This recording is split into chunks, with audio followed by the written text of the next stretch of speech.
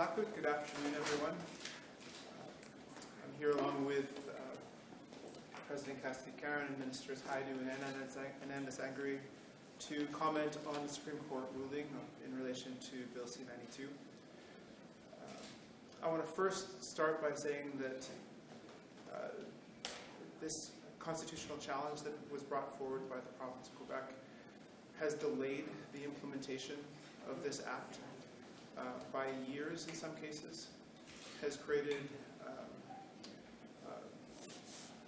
an atmosphere of confusion and sometimes concern when it comes to provinces and territories and federal departments working with us to implement our existing rights, especially those in relation to the care of our children.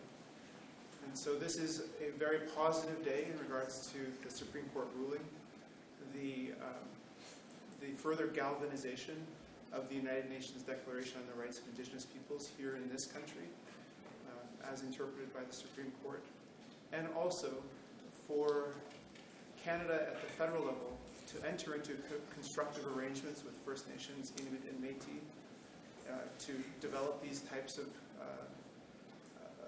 pieces of legislation that allow for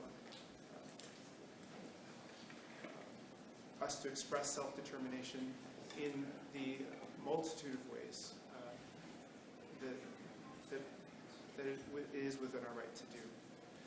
In regards to Inuit and in regards to Inuit children in care, this has been an ongoing, just tragic reality. There are too many Inuit in care across this country.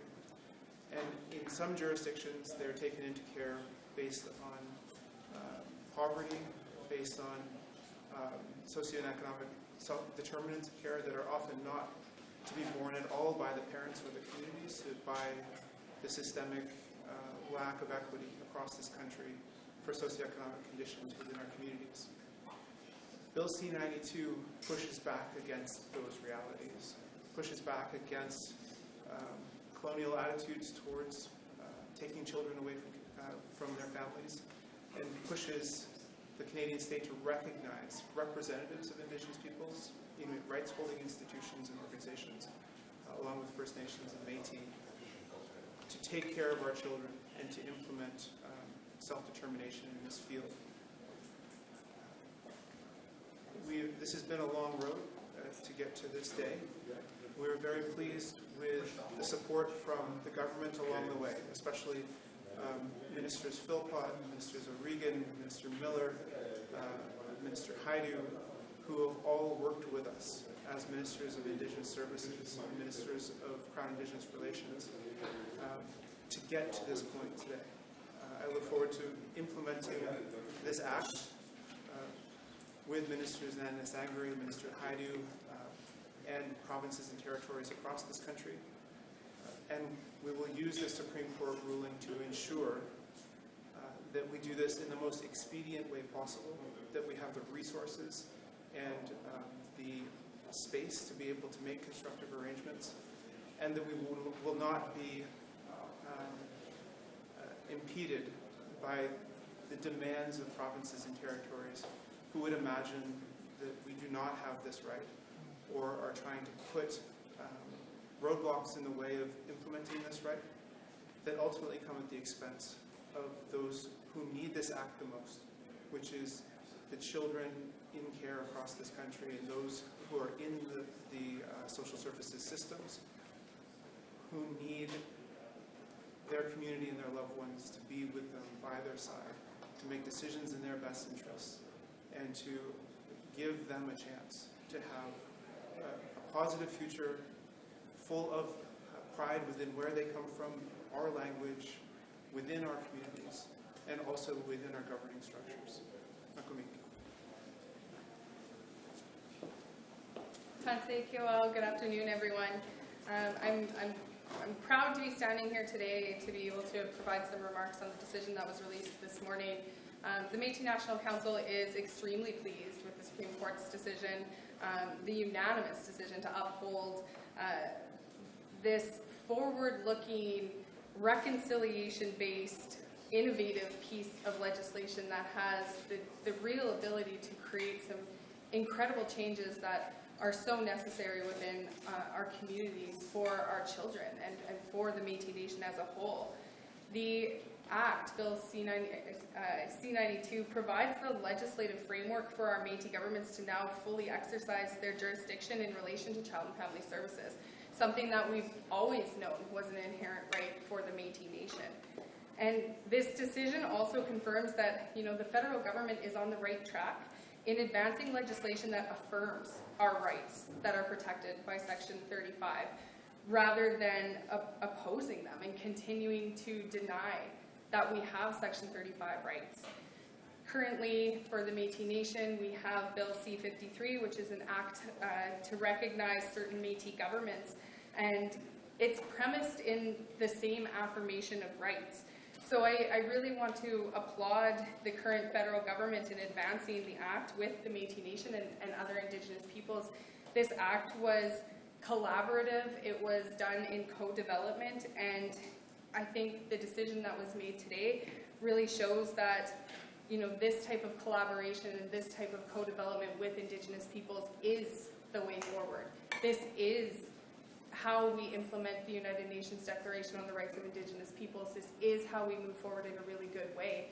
C-92 is a piece of legislation that is it is legislative reconciliation. It was stated that in the decision today, and I truly do believe that it has the ability to remedy past harms of colonization. It has the ability to remedy current harms of colonization, of taking our children away from our families and putting them in the care of people who don't know how to care for our people.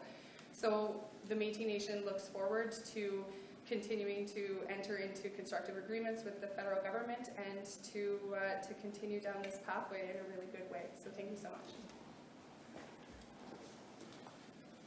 Hello, bonjour, and I want to first off acknowledge that we're gathered on the traditional unceded territory of the Algonquin and Anishinaabe people, and I want to thank Mr. Hajdu and all the ministers who have been working on C-92 for many years, and I want to thank President Caron and President Obed, as well as National Chief Woodhouse for their hard work and advocacy.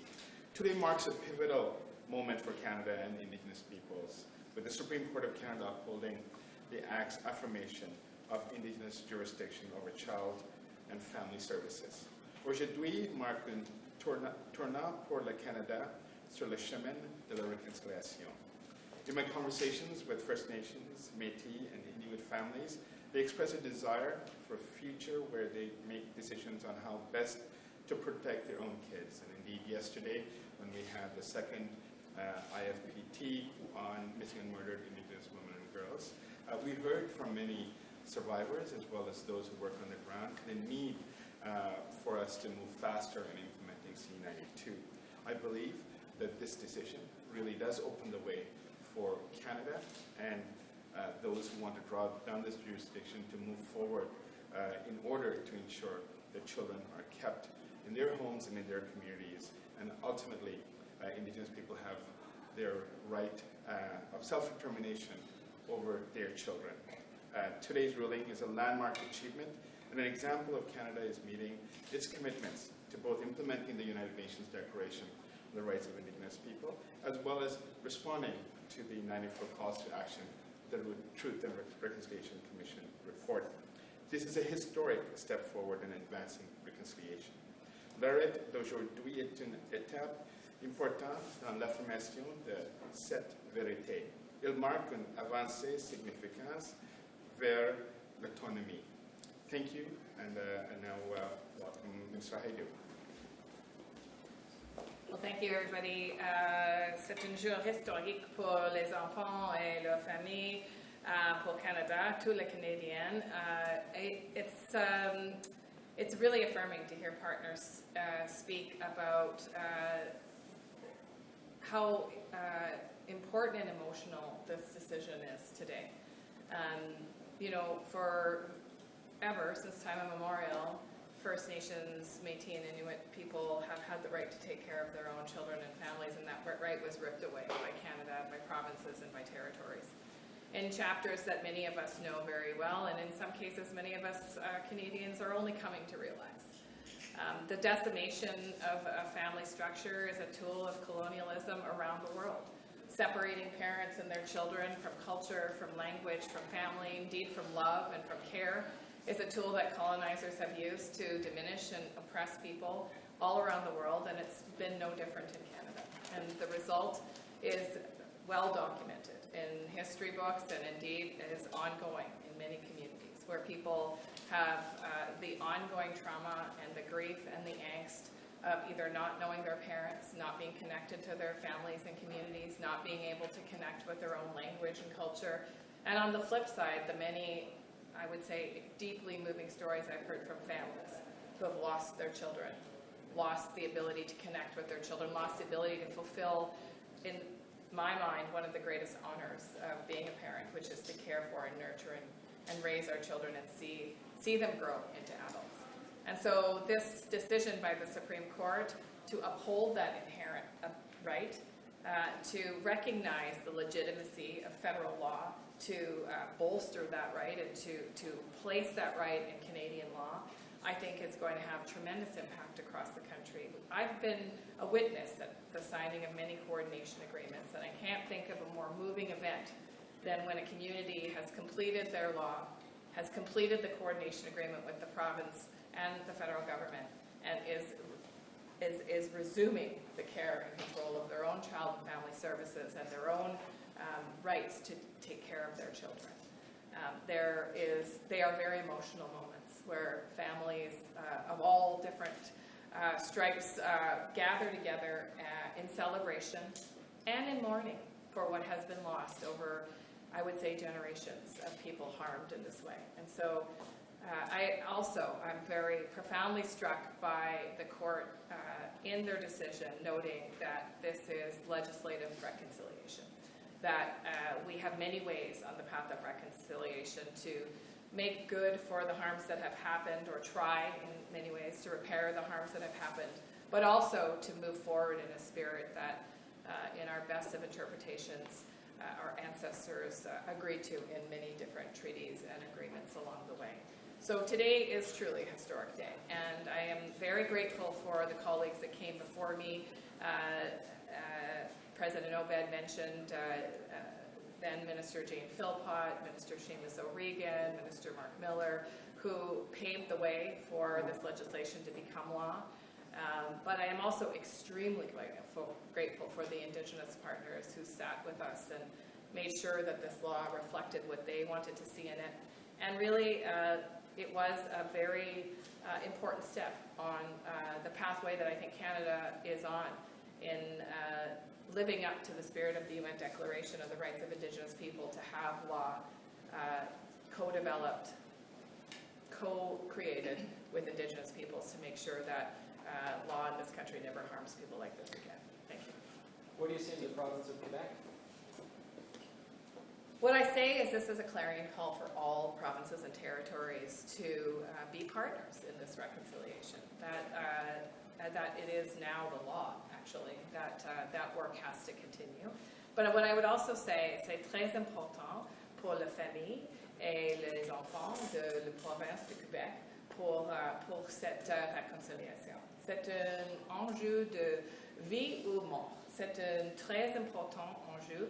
We're not talking about a nice to have. We're talking about actually the survival of families. Minister Anandasangaree is right. There is a huge connection between things like missing and murdered Indigenous women and the disruption of family, the disruption of culture, the disruption of love in many cases. And so this is an issue that I think we should all be seized by as Canadians. Why do you think they fought C-92? I can't actually give you hypothetical. No, they thought it was a matter of jurisdiction, did they not? They thought it was an overreach. So what? Well, the court has determined that the federal law is in fact legitimate, and that it does establish inherent rights for Indigenous people to control their own child and family services, and I am very thrilled with the ruling. Are you Justin Picard this morning said that for him this paves the way for more autonomy in other areas, like healthcare, for instance. do you see this decision the same way? Do you think it paves the way for more autonomy, and could we see things concretely soon? Je suis d'accord avec le chef Descartes. Je pense cette loi est très importante pour l'autodétermination pour tous les autochtones dans le pays et pour beaucoup de sujets qui touchaient la vie des peuples. Donc juste pour être un projet de loi sur la santé. Oui. Pardon? Allez-vous déposer un projet de loi? Oui, c'est pour le... We're going to introduce legislation. Well, yes, yes, not tomorrow, but yes, it does actually inform things like health legislation that asserts self-determination and health provision. It is, I think, going to really help with the debate that we'll be having on the care and control of water sources for First Nations people that, as you know, is a component of the newly tabled and just gone through second reading Bill C-61, an act to protect First Nations access to fresh water. These are the kinds of deliberations that I think First Nations, Inuit, Métis people will be having, and that the Government of Canada will also On be a having. general note, do you believe that Indigenous peoples should be recognized as a third order of government? Why do it in this piecemeal fashion? Why not extend that broader recognition? And I'd actually like to hear the Indigenous speakers on that as well. Well, why don't we start with the Indigenous leaders? Well, first in some of the questions, I think it's important to recognize the challenges that Canada has had as a country, and also politically from provinces, territories, and the federal government in recognizing the United Nations Declaration on the Rights of Indigenous Peoples for what it actually is. It's a compilation of existing human rights that Indigenous peoples is Indigenous people specific in its scope, but it is universal in the fact that these are a compilation of existing human rights. These are common law human rights enjoyed by people around the world. Canada, for much of the conversation around UNDRIP, has purposely misrepresented what it is. And you can hear anyone talk about this in a sense of principles or aspirations in relation, in really what you're looking at now is the Supreme Court recognizing what we all have been trying to say for now 15 to 20 years, that these are rights and obligations. And it is piecemeal, Brett, in response to your question, but incremental change is better than no change at all and regression into the scenarios that Indigenous peoples have found ourselves for much of Canada's history. Yeah. Are there other fields in which you would like more autonomy specifically? Like, I know Justin Picard mentioned healthcare. Like, is that a priority, or what are the key priorities in terms of more autonomy, self-determination? Well, I think we can look to the UNDRIP Act and the associated action plan. There are distinctions-based action plans that were released last June. And in each one of those sections, there are specific tasks that we hope to engage with Canada on for the implementation of UNDRIP. One of the key considerations for the universality of the implementation of our existing rights is a human rights tribunal, a specific mechanism to ensure recourse and remedy for Indigenous people's rights when there is a violation of rights or there is not an upholding of rights. It is a gap in the human rights regime in this country, and it is something that ITK and MNC have both been pushing forward for now up to 7 years. I just have a question for Mr. Hajdu. I must apologize, this is for my Quebec colleagues, it's on a separate matter. It's behind me here. It goes in English. Manawan is asking for an increase in funding to make up budget shortages in healthcare. Currently, Manawan is struggling to find lodging for Joliet healthcare patients. Will you be increasing funding to this community? Well, thank you for the question. I don't have a precise answer, but I will get back to you on the precise answer. We'll always work with communities on shortfalls that they have and making sure that people get the services they need. So on the question of funding and implementation, the National Chief said earlier today that in order for this act to really have true meaning and substance, it needs to have the funding to back it up. I'm just wondering what next steps the government has in looking at implementation when it comes to funding nations in order to really be able to put this act into action and being able to actually care for the children in the communities. And thank you for that question, and I think it's a very important flag from the National Chief. And I would say that the coordination agreements that we've concluded, a big part of those negotiations are on the appropriate level of funds and the stability of the funds. Usually they're 10-year agreements so that communities have the long runway to understand what they will have and how they will use the money to protect families. There's a huge prevention piece to this work, by the way, to make sure that families have what they need so they can stay together.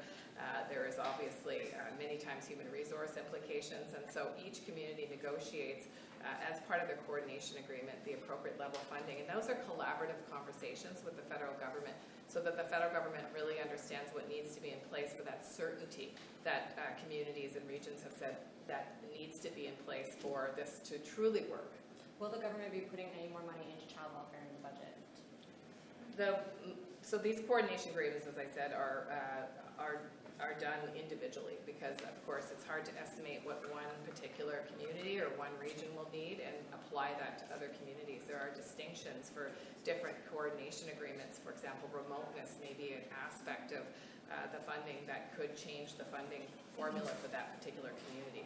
But this government, as you know, has a significant commitment to reforming child welfare, and in fact, those negotiations are underway with $23 billion of money that has been set aside to complete that work. On the my healthcare, understanding, only 7 Indigenous governing bodies have taken advantage and decided to, have their own child welfare system. Why is that? Is there any way that the government can help improve uptake? Well, thank you for that question. I think, first of all, this is a huge undertaking by a community, and depending on the community's priorities, they may be working on a number of different issues. So I can't speak to the motivation, of all communities across the country. But I can say that we have heard, especially while this challenge was going on in the Supreme Court, concern that people would do all that work and that somehow the law would be declared illegitimate or that the law would not actually cover First Nations autonomy and inherent rights. And so I'm anticipating that we will see a number of communities come forward who want to begin the process. The process can take anywhere between 18 to 24 months for the community to write their own custom law or code, in many cases set up their own First Nations family and children's services, which might be named differently or conceptualized differently, and the federal government works with communities at the speed that they wish to work. The pieces of legislation that, for instance, we're talking about healthcare, what's the timeline on this? Like, when could this come? Well, listen, again, I am hopeful that we'll be able to table legislation in the next 6 to 8 months, but it's very hard to say. There are a lot of factors that go into this. I mean, this is work that is distinctions-based. In the case of C-92, it is an overarching umbrella that provides that legislative inherent right to child and family services for all of the distinctions. But not all parties are in the same place on what self-determined health legislation should look like. So those conversations continue. Minister, you're saying that child welfare of government. Sorry, I'll just go to this. You're saying that child welfare is very important to your government if you're happy about this decision. But on the other side of child welfare is health care. Cindy Blackstock has a motion at the Human Rights Tribunal saying that your department doesn't even answer the phone for Jordan's principle. How do you square up those two sides of what your government is doing? Well, Jordan's principal requests have gone up by 150% just in the last year, which is a sign of the uptake of Jordan's principle. I'm very proud of so many children across the country getting access to Jordan's principle care, whether it be for immediate health, urgent health needs or longer-term needs, including things that help children thrive, like access to tutoring or specific products that they need to learn, to grow, or to be healthy. We're going to continue to make sure that as the demand grows, that the department has what it needs to respond quickly to those requests. And I would say, look, these things are all complementary, absolutely. First Nations that have coordination agreements still have access to Jordan's principle services, and in many cases have the capacity to be able to tap into those services very quickly. And so these are all complementary pieces, all with the same goal, to make sure that children reach their full potential. There is 150% increase exactly what they're doing. Can I, if I may, sorry, I don't really like the structure of this embarking out part. Can I ask you a question and then open? Because of it. Thank you. Off the top, you mentioned the delay, the result of Quebec pushing back. What is the impact on Inuit children of that pushback and that delay? Well, we've co-developed this piece of legislation with the federal government, with Métis and with First Nations. We were very proud of the end result. And this is, I think, the key piece of legislation over this government's reconciliation agenda of the last 8 years that we had the highest hopes for from a practical perspective. The Inuit Regional Corporation has created a piece of legislation and has started to take down these services. Makivik Corporation in Nunavik has informed the government that it is wanting to enter into an agreement, and we know that Nunatsiavut in Northern Labrador is on the course, that same course. The concerns that we have around the Supreme Court case and the court case that is brought forward by Quebec is that the entirety of government has been waiting for this decision, from Indigenous Services Canada, Justice Canada, Crown Indigenous Relations, and then into our self-governing and rights-holding institutions. The consideration about where to spend time, where to spend resources, how quickly we can be able to work collaboratively with governments in these jurisdictions. In listening to the interventions by provinces and territories within these Supreme Court proceedings, we often see in very black and white what jurisdictions actually think about our rights. And that also then creates a concern about how to then engage with that very jurisdiction about coordination agreements and about faithfully implementing our existing rights. We still live in a country where our rights are contested, and especially by jurisdictions who would imagine that their control is always superior to the rights of Indigenous peoples. And we at the federal level are pushing back against that with this government, and I'm very proud of this particular piece of legislation in that regard. But I wouldn't undermine at all the sense of risk that has been introduced by this Supreme Court case up until today. If this Supreme Court ruling had gone very differently, we would be looking at perhaps even starting from scratch on how to care for our children and how to implement our existing rights. So I can't underestimate enough how difficult it has been to have to put our hands in the courts, and especially in this particular ruling. And we're very pleased from the Supreme Court decision. But it shouldn't be this hard, especially since we have had so much goodwill in relation to recognizing Indigenous people's rights to self-determination. The Constitution Act of 1982 was Section 35. We continue to piecemeal go through our way to claw and really fight for the implementation of our existing rights. And as much as politicians have said that that isn't going to be the case moving forward, that is our experience, and that is our experience within this particular instance. Can I get one more question, Minister Anandasangaree? I want to reiterate. Should we just let Cassidy go first? Yeah, I just saw you nodding as Ms. Lopez was speaking. Do you have anything to say about what Quebec's decision to take this all the way to the Supreme Court says about maybe the work that still needs to be done with regards to reconciliation in that province and any other places? Yeah, I mean, there are no historic Métis communities in Quebec, so I can't speak specifically to Quebec, but you know, it was over 40 years ago that our rights were recognized and enshrined in the Constitution, which is Section 35. And for the last 40 years, we've been fighting in the courts to determine what those rights are and how we will be implementing those rights. And so, you know, for us to take a huge step forward with this piece of legislation, C-92, a co-developed piece of legislation that charts a pathway forward for us to implement one of our inherent rights, and for that to be called into question by one of the provinces, You know, it's frustrating, but not surprising. I hope that, you know, this Supreme Court ruling does pave the way for future pieces of legislation that are co-developed, that we can continue down this pathway of legislative reconciliation instead of having to go to the courts to fight for what our inherent rights are and how we will be implementing these rights. And so, again, I commend this government for taking these steps forward in such a good way and working with us.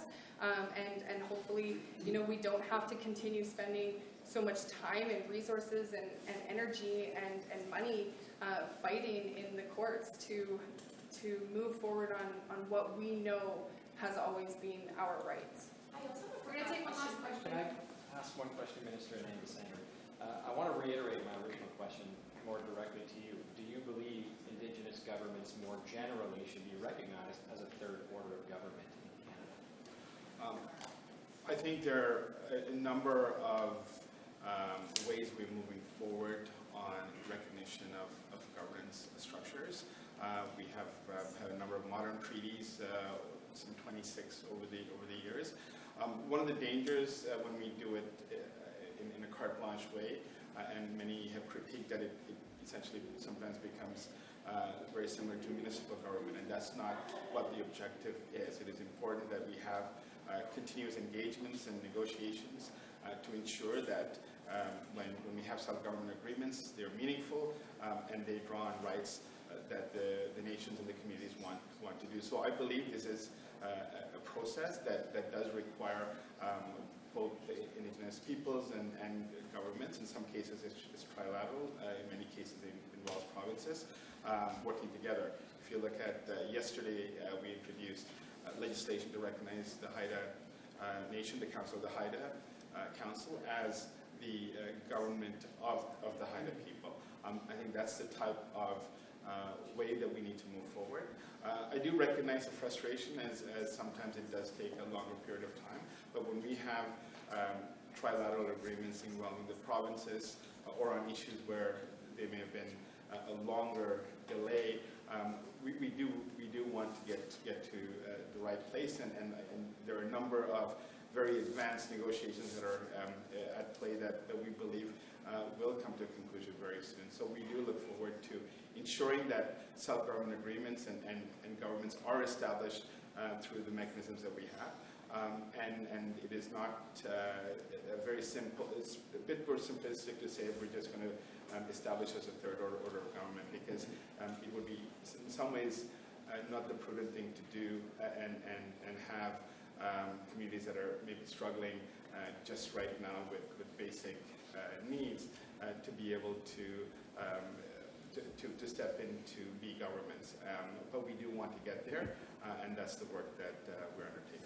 Thank you. One last question from Mr. Hajdu. Just one last question. I'm actually, if I could follow up, Brett, on this. And for Inuit, it's a very interesting question. And unequivocally, Inuit rights-holding institutions have orders of government within this country. I think of where I'm from in Nunatsiavut. It's a self-government with a constitution, with legislative status, and it works with its jurisdiction of Newfoundland and Labrador and the federal government.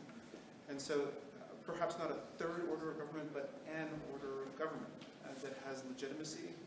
And the challenge, I think, within this country is to make sense of Indigenous governance, First Nations, Inuit and Métis, and how it fits within Canada's overarching governance structure. We always think about provinces and territories in the federal government as understandable, as just natural in their orders and how they serve people. Same with municipalities. Indigenous governance often has been a mystery, and often I don't think anyone's really cared to actually understand it.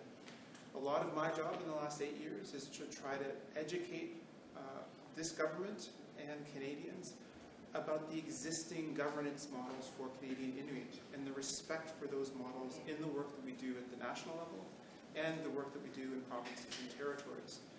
So taking on, again, the incremental approach, I think there's a lot that Canada excuses itself from in relation to ignorance on Indigenous governance. And the first step is for governments to recognize and truly uphold the governance that Indigenous peoples have put forward as our self-determination right. Minister, if I could just get one last question. I just want to quickly.